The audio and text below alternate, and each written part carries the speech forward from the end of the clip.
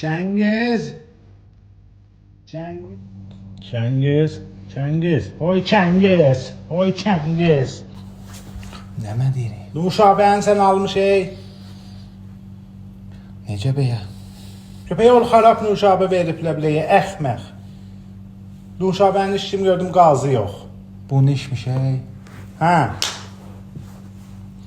Ulan köpəyi oğlu gecə saat 5'dir. Bu roğən mayə dişmiş ey. Hə? Aç o zutbəzin qapağın görək oradan nəmə var?